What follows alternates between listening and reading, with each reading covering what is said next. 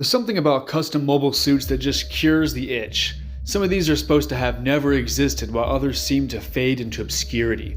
Either way, mobile suits are a mecca of awesome power and cool factor. My newest edition hopefully scratches this itch. This briefing will cover the tight-lipped lore of the RGM-79 AMS RAM aerial transformable mobile suit produced in limited numbers during the later phases of the One-Year War. Developmental background.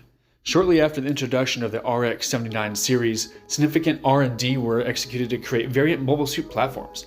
Early type developments, both space and ground, demonstrated that the Federation could field machines capable of altering the momentum of a defensive war rapidly turning against the Fedis. Among these developments was a limited production RGM-79 AMS RAM, unofficially referred to as the Aries in some circles. This platform provided critical support during engagement with Xeon air and ground forces. While our space combat elements focused on operations in orbit, atmospheric combat demanded specialized air-capable mobile suits. The RAM emerged from that operational necessity. Due to dispersed battlefields, combat data, and lost research archives, the RAM eventually faded into obscurity. Its legacy persisted mainly through first-hand accounts, stories passed informally among soldiers like folklore around the smoke pit.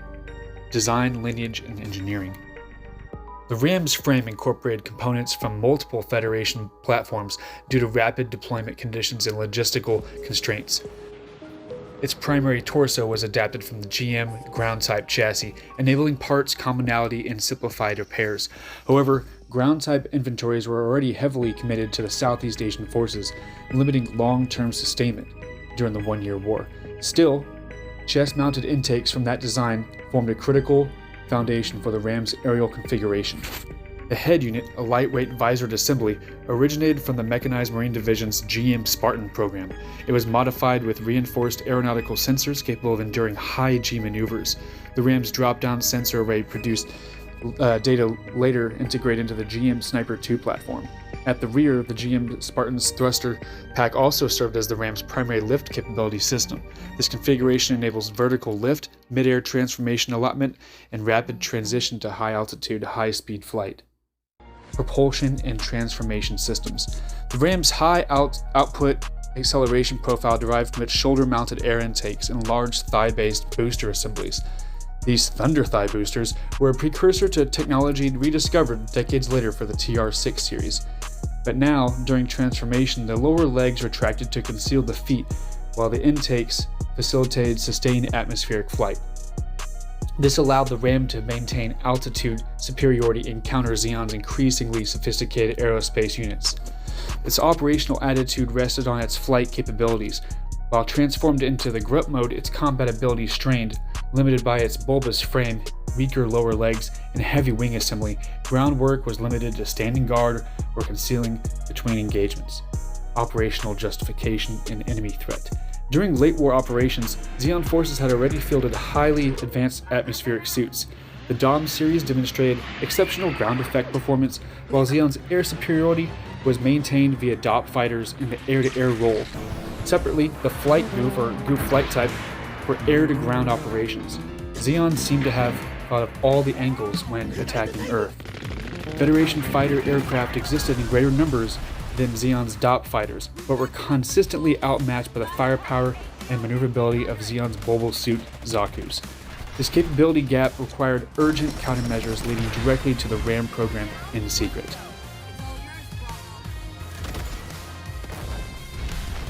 Combat performance. Field evaluations confirmed that the RAM to be lighter and more maneuverable than the Goof flight type. It demonstrated superior acceleration, faster brake turn capability, and greater ability to re-engage or disengage at will. Despite the Goof's excellent lift capabilities, it lacked the RAM's top-end speed and burst acceleration.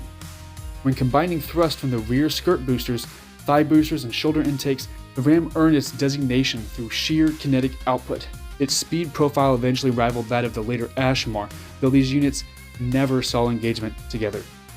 The RAM excelled at intercepting transport craft, executing aerial ambushes, and conducting rapid reconnaissance across multiple altitude bands, high and low. Limited armor necessitated group tactics, volume of fire, and hit-and-run strikes. Program end and legacy. Despite operational success in several sectors, the RAM's service window was short. The conclusion of the One-Year War, coupled with emerging transformable platforms based on the Gundam lineage, overshadowed this RAM's capabilities.